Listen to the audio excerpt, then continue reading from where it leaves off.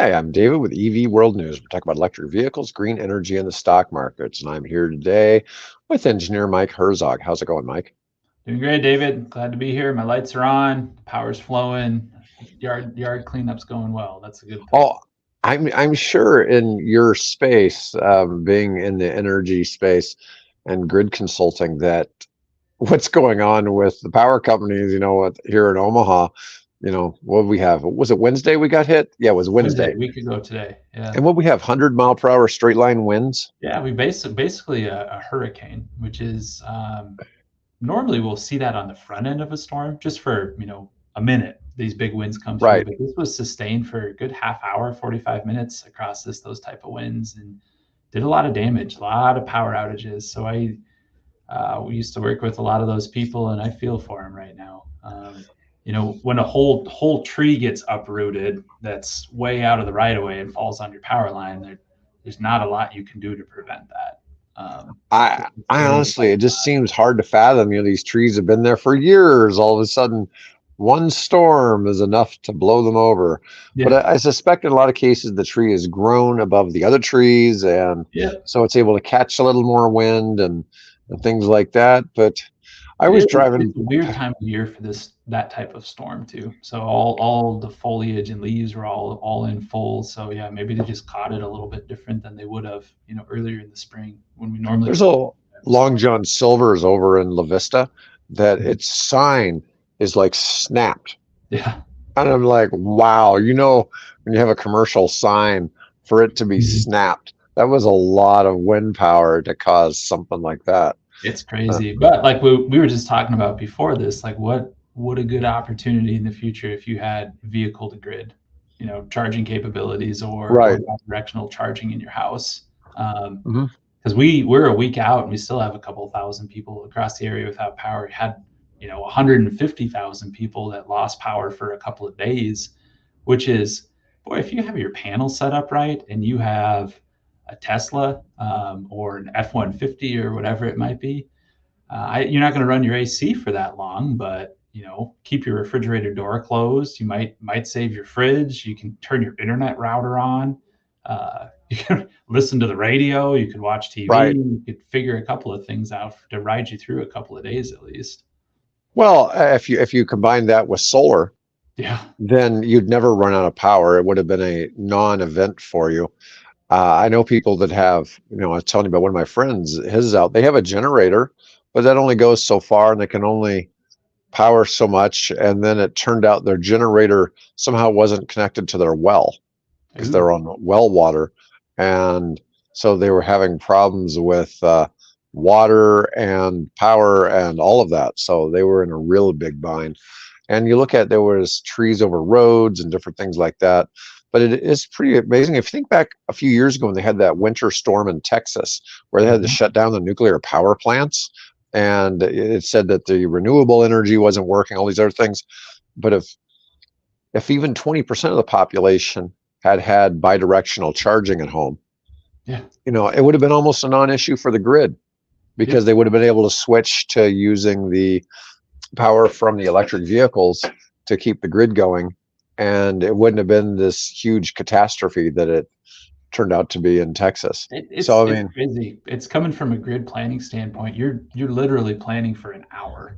Now conditions are like that a couple hours around it, but that's where it is. Boy, if you could switch on bidirectional charging for just that hour, like, hey, we just need to ride through this event, and then we're going to be okay. It changes the dynamic. I mean, it really opens up how you can approach grid planning and what that looks like, where, all right, I just got this little extra oomph I can push on for this hour and ride through. It's a cool concept. And I don't like to see storms happen more often, but it seems like at least here, the winds impacting the power company used to be an every 10-year thing. Now it's about an every 3-year thing. And that use case and value of, what if I put up a couple of solar panels? What if I have an EV and can charge that vehicle just enough to ride me through, an extra day or two? Changes a whole lot of things out there. Yeah, well, you think about if you have an EV without solar, but you have bidirectional charging, you can power your house for 2 or 3 days. Yeah. Okay, if you have solar it's a non-issue completely because it's recharging during the day if you can access that. And so a horrific weather event like what we had isn't such a Yeah, big just deal. a little bit of habit changing and conservation. Like, okay, just I'm going to be cognizant about turning the lights off when I leave a room, or hey, it's daylight, I don't need this light. You can ride through. You could ride through almost indefinitely with a Yeah. little bit of solar and an EV. All right, well, folks, today we're going to cover Rivian's financial report. We're going to talk about uptime at EV charging stations, Ford Mach-E setting a world record, a Dodge Charger EV. Tesla is doing something to up the um, what is it? The kilowatts at their charging stations, and then something about how EV popularity keeps being hidden due to political divisions. Anyways, let's start out talking about Rivian. So Rivian just put out its Q2 2024 earnings, and I've seen a few articles about this. Some saying, "Hey, they lost $1 billion." Others, like this one, says the report's defining earnings with profitability in sight, and it's really kind of funny. So I've seen some different spin on this topic, and Rivian's an interesting company because while they're sort of number two in the U.S. as being an EV maker, EV only maker, they've not been making money, but they recently had that substantial investment from Volkswagen, and or it's a continuing project. It's going to be a multi-year project, but they also have the investment from Amazon that they're making all the vans for, and then on top of that, they have some Saudi money and some other things, and it just seems they've got a lot going on. They have the new R2 SUV coming out soon, and I think they are already at 100,000 pre-orders for that. Oh wow! So, oh yeah, no, it's a big number. It's a really big number of pre-orders for their vehicles. Now, Rivian for second quarter delivered 13,790 vehicles, which was slightly up from the first 3 months of the year. And let's see, one of their plants is expected to produce, one of their plants in Normal, Illinois, production slipped from 17,500 in Q4 of last year to 13,980 in Q1, but only 9,600 in the second quarter, and that was due to a planned shutdown. So that affected their numbers a little bit too, but they've introduced some drastic cost-cutting measures, including manufacturing upgrades and supplier contracts. Over 100 steps from the battery making process, 50 components from the body shop, and 500 parts from design have been eliminated. That's a lot of parts to eliminate and steps in the manufacturing process. That seems like a big deal, right? I mean, that's a complete engineering streamline, reduction. That's 100 steps from the battery making process were eliminated. Crazy. That's a lot. And now they're making their own in-house drive units. They cut 47% of the cost compared to its original quad motor. And let's see, so they lost 1.4 billion in Q1, but expects to achieve its first positive gross profit by the end of the year. Now, gross profit would mean they're not factoring in company overhead. So like executive salaries, administrative salaries, they're only factoring the cost of making those vehicles. So they expect to actually be turning a profit per vehicle sometime later by the end of this year. Let's see. They were expected to report a loss of $1.17 per share on revenue of 1.18 billion. So we'll see where that kind of plays out, but they're expecting to have these, see if they're factoring in when they expect the R2 to start. They don't actually bring that up in the discussion. Let's see here. I like the first part of that news because I'm still waiting for it, and it sounds like it's coming in. I call it innovation with a lowercase I. There's innovation with an uppercase I. That's a new battery technology. I mean, shoot, that's EVs themselves moving into this space. But that lowercase I is just it's process improvement. It's Right. that whole supply chain manufacturing process that internal combustion vehicles have got down pat. That's Henry Ford figured that one out. And started that process going. But in the EV space, it's that lowercase I where it's just people are learning from making these things. They're learning by doing as they're going along, and we're going to continue to see those efficiencies and cost cutting improvements and measures. And that's just doing business. That's Yeah. streamlining processes and figuring things out that I hope we start to see more and more of in this space. Well, this table is kind of eye-opening. So in Q3 of 22, they were losing $139,000 per vehicle. Now they're not even What? selling a vehicle for that much. I was going to say Um, that's that doesn't sound good. Lucid's even worse than this. Wow. Okay. But a lot of this is because they're setting up facilities and they're Yeah. manufacturing and they have all this cost to be able to produce the Well, vehicle. they have huge upfront capital expenditures to get those things in place that they're still Yeah. working through before. So each quarter, that number keeps changing. 124,000 to 67 to 32,000 to 30,000, and then it went back up. And I think this is because they opened another plant to 43,000 to 38,000. It's back down to 32,000. So they're currently losing $32,000 for every vehicle they make. Now, I was kind of under the impression they made money on the vans. And so I'm wondering how that averages out when they factor in the Amazon vans. Because when we look at Rivian, this is really what we see. We see like this R1T, R1S. Here's pictures of them along with the upcoming R2 and R3 vehicles, but they don't show the Amazon van. Which is like their workhorse, right? I mean, that's Yeah. their life raft. That's going to keep them through until they Yeah. figure out these production models. Yeah, I'm just saying that they show that, but they don't show the other. So I'd really be curious how that breaks out. But it's kind of good news. Like I was saying, the Volkswagen thing obviously was a huge deal for Rivian. And I think they're going to be in good shape long term. I think they're going to be a stable stock. And it's anecdotal, but you talk to people, they seem to like them. I will say people I talk to are more excited about the Rivian pickup than the Cybertruck. Like, yeah, I'm kind of interested in that. What does that look like, and what is it? So they've got that working in their side. That they have, I think they still have good brand recognition. They still have a positive brand image, and hopefully that keeps them afloat until they get a lot of that other stuff pinned down and get their production up to where they expect it to be. All right, so let's see our next topic. This company, I'm trying to see where it is. It's called Charger Help. Charger Help has done an audit, an analysis of 20,000 EV stations. This is the conclusion. Charging is still a massive bummer. That seems like an odd study, right?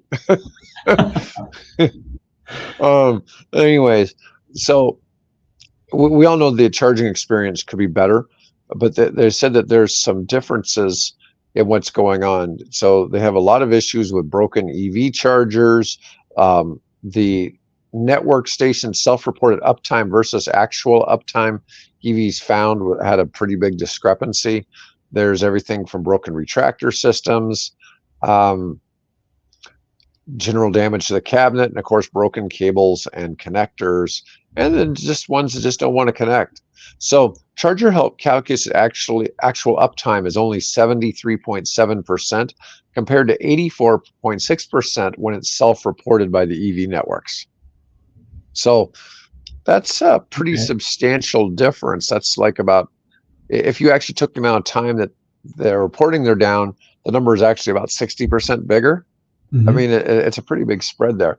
26% of all stations analyzed did not positively match the perceived status of the chargers as presented in the network software. Now, I'm assuming they did this on everybody but Tesla. Okay. So it's another one of those, everyone but Tesla, because people Uh, don't factor in the Tesla supercharging network when they do these. But this study was kind of funny because I like some of the terminology they start using. So some networks overstate the number of stations that they have that are actually online, which puts a damper on the confidence EV owners should have in the charging infrastructure. It's especially problematic when one badly needs a charge and ends up at a station that an app said was online but wasn't.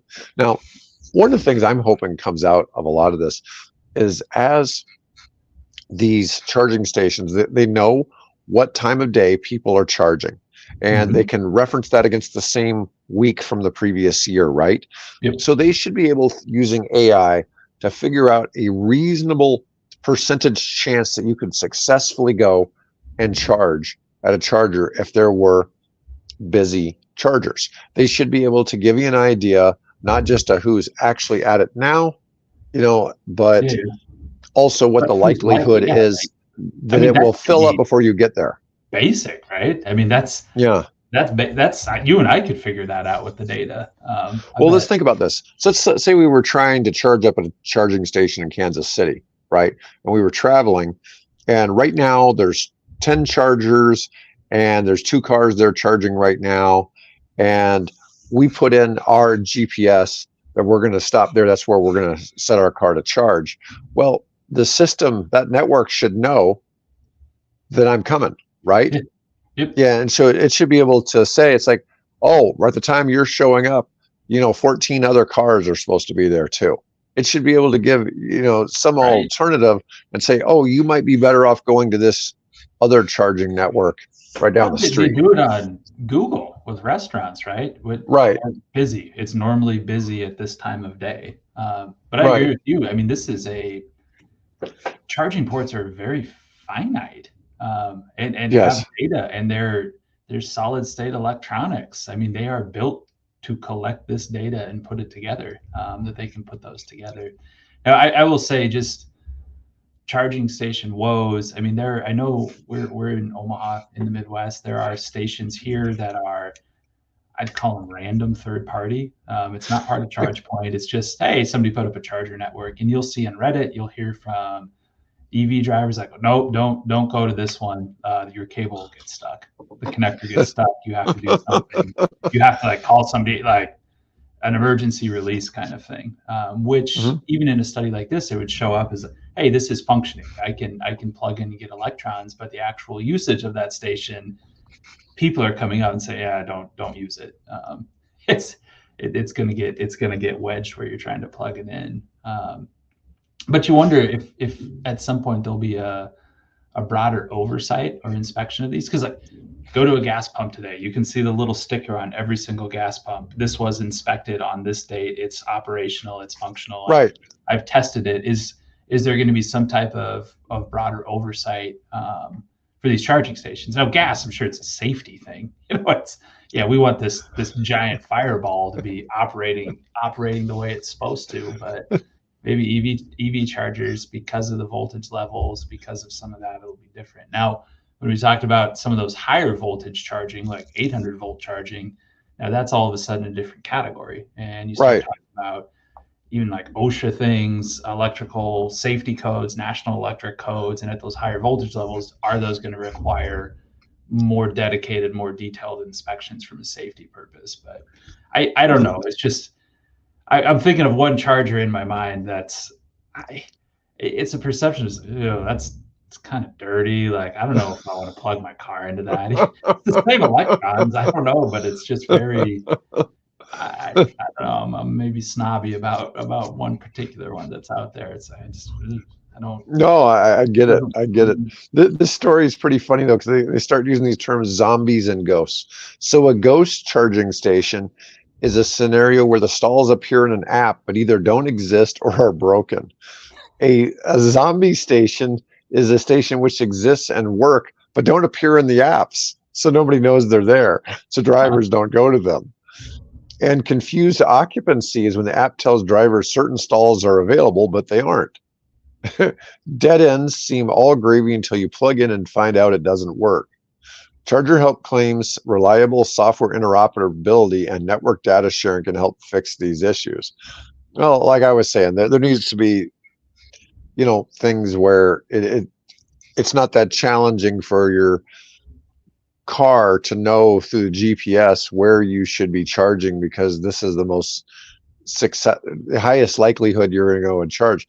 They gave a figure here that in New Jersey, they only have 4.4% downtime, but they only have 27 public charge ports per 1,000 registered EVs.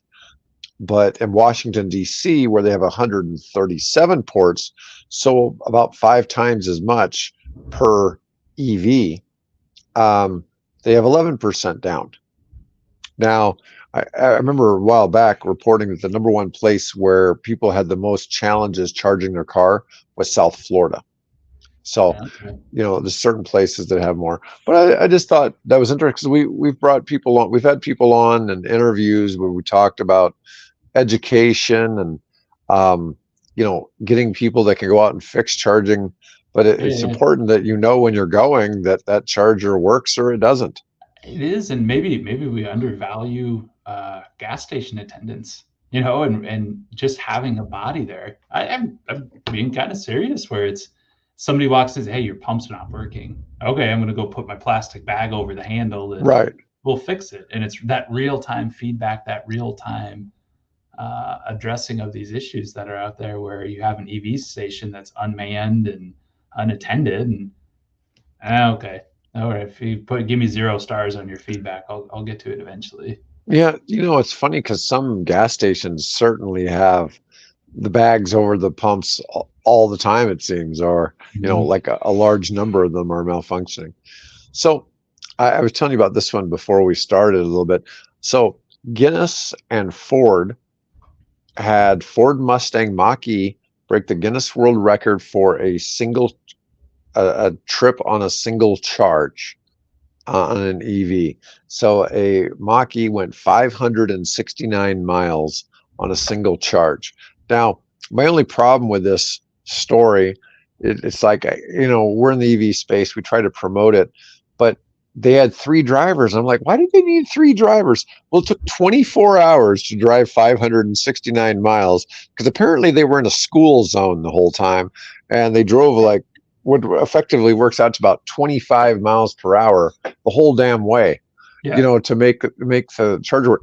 One of my friends has a Model X down in Florida. He was in Alligator Alley, which is going east to west across South Florida. Okay. And something went wrong in his car. He called Tesla. They told him to bring it to the Tesla station. It was 52 miles away, and he couldn't charge because there was something wrong with the charger port, and he couldn't charge. Oh, Yeah, that was wow. what it was. And he's 52 miles away, and he has 40 miles of remaining range on his battery. So he turns off the air conditioner, rolls down the windows, drives like 40 miles per hour all the way there, with his hazards on or whatever. And he arrives, he makes it, and he still has about 15 miles to spare. It's wild. Yeah, because the range increases that much when you turn off the AC and you drive that slow. So I don't know how amazing this is that somebody was like, And hey, they were driving in 24 hours, probably 65 degrees outside, perfect temperature. You're not doing anything. I wonder, the drivers look like they're decent sized people, but are you finding a petite 16-year-old, right, little girl, 90-pound girl, vehicle, all the spare tires out of the trunk, all of these things that are just nickel and diming the weight in there, or anything. Well, they have that race down in Texas where high schools compete on their school-built solar-paneled EVs and try to get them to see how fast they can get them going and race. And they always put some girl in there who's like 80, 90 pounds driving. It's just like a jockey on a horse. Yeah, it's exactly. That's you're doing as much as you can to get. Now, it's cool. I don't want to downplay, almost 600 miles on a single charge and what that means, but just the practicality of it is like, no, that's a little bit different than the way I might drive my vehicle. Okay, here's something interesting. After the Mach-E's battery reached zero, they were able to squeeze out another 21 miles. Well, see, that gives me like a little bit of pause and hope in mind because I've never been down to zero on my battery. My estimated mileage, I've always had a little bit left. But in the back of my mind is like, I mean, when that gets to zero, am I going to come to a hard stop, or do they have the American fudge factor built in where it's like they say zero, but like I can actually go a little bit further. This is rated for 1,000 pounds, but like I could probably go a little bit higher. They put a fudge Right, factor in that, so right. You'd think you there's could a go a little bit little of a bit more. factor. Yes, they must have ran the thing completely dry. Um, Now, Zeekr previously held a title with a 564-mile trip. Neo's CEO live streamed a 14-hour trip where they did 650 miles with a 150 kilowatt hour semi-solid state battery pack. Guinness did not verify that. Now, in this particular case, um, with the Mach-E, they had a 91 kilowatt hour battery, which is supposed to have a range of 373. So it obviously they squeezed out 200 more miles of range out of this battery. I just thought that would be kind of fun to show.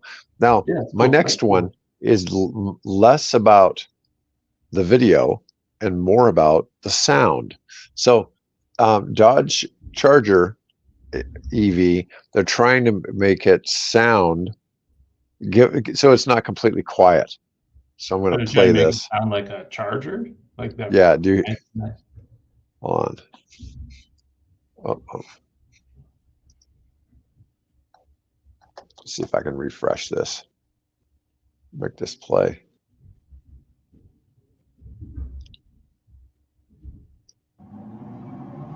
Do you hear that? Oh, okay. Did you hear that or no? Yeah, I heard that a little bit. Yeah, so It sounded that's like a car. Yeah. yeah, so it sounds less like an EV, a little more like a car. I'll do it one more. Oh, it keeps sending me to Instagram. But yeah, so it's got a little bit of a sound. I just thought that would be kind of fun to share. But they're experimenting with different noises for the different Dodge muscle cars that they're going to come out with as EVs. I mean, Porsche has done that. Some of Mhm. their cars, the Taycan or however you say it, they sound kind of like a spaceship taking off. You know, It's cool. Like I know I think right now it's graduated on a scale where at a certain speed you have to be so loud, and then as you get faster, the car makes enough noise on its own, just traveling down the road where you can start to decrease that external noise. right? But yeah, like the backup noise on EVs, I mean, it's spaceshipy. It's kind of I like Yeah. it. It's kind of cool. All right. So next, Tesla is testing supercharging at over 300 kilowatts. Now, we've seen what the 800 volt architecture. Um, so let's see, back in 2016, Tesla was talking about 350 kilowatts. And where are we at now? 400 kilowatts. Um, Supercharger version 3 ended up limited to 250 kilowatts, which worked for Tesla, but Tesla is opening to other brands. Other brands are capable of 400 kilowatts. And since they're working on deploying Supercharger version 4, we know the version 4 has 350 kilowatts, but Tesla needs to deploy new cabinets to make it happen. Um, let's see, because I get confused here, and you're the engineer, but we've got the 800 volt fast charging that you got out in New York City. Now, I'm not sure how I get, one to the other. Can you explain how that works? It is so like the it's more complicated than this. So all the people out there who are gonna throw the engineer flag on me or whatever, but the very basic equation is power equals voltage times current. So Okay. our entire civilization is based off power equals voltage times current in what we do today. So it's a direct relationship. If you increase your voltage, you can increase the power. If you can increase your current, you can increase the power that's going through it. So by going from 400 volt DC charging to 800 volt DC charging, you've effectively doubled your power transfer as it Okay. goes through. Now, kilowatts is a unit of power. So physics people might get upset with me at this one too, but like it's like you're instantaneous. Like what's your oomph going through? Now you throw an H on the end, so like kWh, kilowatt hours, it's just your power transfer over time, which is kind of your energy. So 300 kilowatts over an hour is 300 kilowatt hours. So like batteries are rated in energy, how much energy you can store, and then the other component to that is your power. What's the maximum amount of power you can interchange over time? So it's just a matter of time. So 150 kilowatt hour battery charged at 300 kilowatts would charge in half an hour because you can transfer that much power over time. So as they're figuring out different ways to do this, it gets more effective. Now, when you start to go to other elements in that, the more current you have, so your electrons flowing, your amps, the less efficient things become. Just because you're moving more things through the same space. It heats things up. It creates additional resistances. It's applied to all of these things. So you want to reduce your current. So normally the way you do that is increase your voltage. However, higher voltage is more dangerous. It's harder to build around. It's requires different standards, different construction types, different safety measures when you put those things in there. So it's all a balance. It's why we like high voltage transmission lines. They run at a very high voltage because they can reduce the current and operate much more efficiently. You don't have high voltage in your house because it's really expensive to maintain that. It's dangerous. Like you just can't do it in a small space. You have to have more of it. So this power transfer going up, hey, we can now transfer 300 kilowatts. It's either a product of we increase the voltage at our charging stations, or put in a bigger wire, put in bigger cabling, so we can effectively transfer more electrons, more amps, more current in that space as well. So they're doing one or a combination of the two of them to get up to those higher values. Okay. All right. Well, anyways, we just know there's bigger and better charging stations coming along, and it's just getting bigger. Just keeps getting bigger. The cars are going to keep charging faster, and batteries are going to keep having longer range. I had an article that I looked at that somebody's bringing a solid state battery actually to market in their cars. I saw that too. I didn't get a chance really to review that to put it on today's show because I'm curious about what that actually is costing compared to the regular lithium-ion batteries or the LFP batteries. Mm-hmm. I'm sure we'll start hearing some chatter about that in the next couple of weeks. All right, my last article today. Due to political divisions, the public remains unaware of how EVs are gaining popularity. Something that we actually discuss a fair amount because in Q2, electric vehicle sales in the U.S. grew 11.3%, according to a report from Kelley Blue Book. A record high of 330,463 units were sold in the second quarter. Yet, due to internal U.S. political divisions, the rising success of EVs has been masked by bickering, misinformation, and controversies. Well, there are certain people that seem to really want to act like EVs aren't popular at all, or you always hear, oh, they're stacking up at dealerships. But what's not stacking up at dealerships? Those $25,000 or less EVs that qualify for the $4,000 tax credit, those certainly aren't sitting around. Mm-hmm. Those sell quickly. So, they may have cars that are sitting around, but I'm assuming that they're mostly Ford F-150 Lightnings and Mach-E's. I don't. It's not so much the others.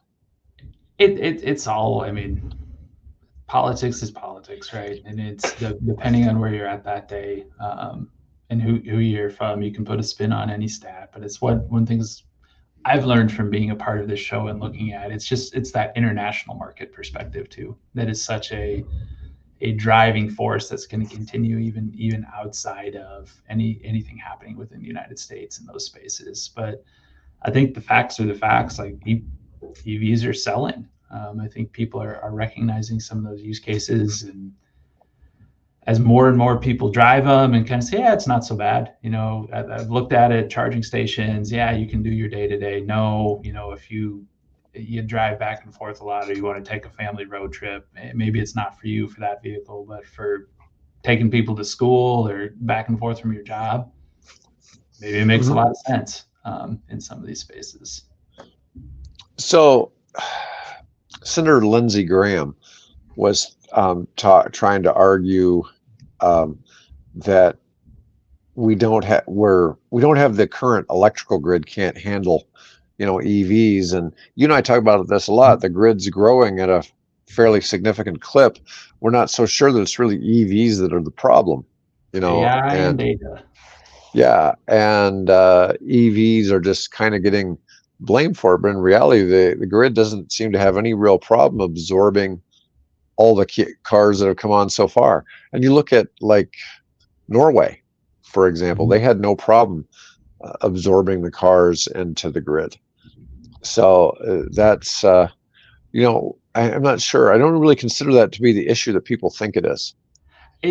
It's not. And there are, yes, if today everyone transferred to an EV, yeah, we would have to figure something out. Yeah, right.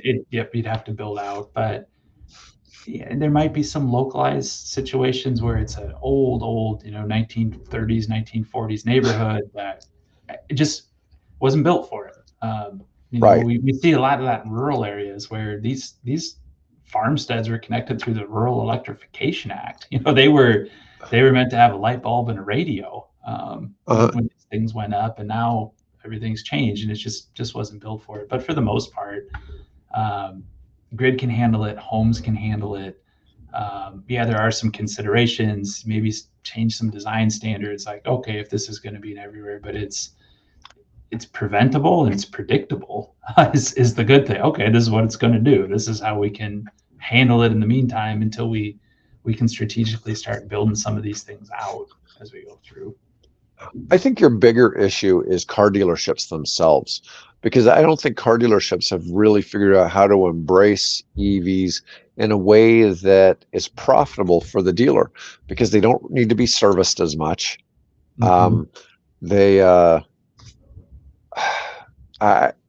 They seem to have a challenge selling them, and I'm not sure why that challenge is, because we see them growing, and certain brands are certainly selling them.